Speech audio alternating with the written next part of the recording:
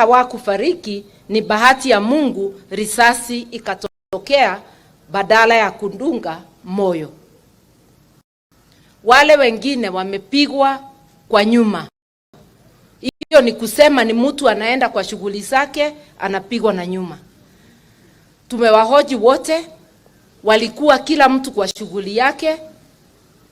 Wachache kadhaa wamepigwa wakiwa ile mahali wanafanyia kazi, risasi inatupwa inaingia kwa nyumba ya kazi. Mmoja alikuwa anaenda kuchukua mtoto shule, kijana alikuwa anatoka shule, iko karibu na Mlolongo. Hakuna mmoja alikuwa akiingilia mambo ya uhalifu. Wote ni Wakenya wakienda kwa shughuli zao. Mimi nasema, serikali gani inatuma polisi wake kupiga watu risasi kwa kichwa na kifua? Hiyo ni nia ya kuua. Na tushagundua ya kwamba Ruto ako na squad. Si alisema ameondoa ile squad ya zamani, ameweka yake squad ya mauaji.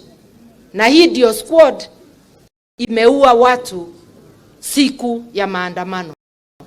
Na hiyo squad hata hawana uniform, wameenda wamejificha uso kama maharamia. Na wanaenda na civilian, wako na mapisto, wanapiga watu risasi. Na wako na gari ambayo huwezi elewa ni ya polisi.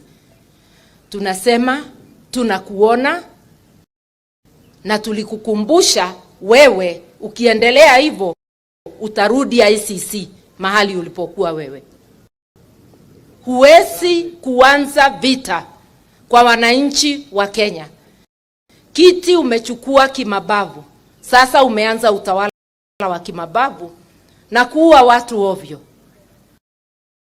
Alafu munaenda kwa mkutano kueleza watu ya kwamba ni maandamano imeua watu. Na ni polisi, askari polisi wamepiga watu risasi.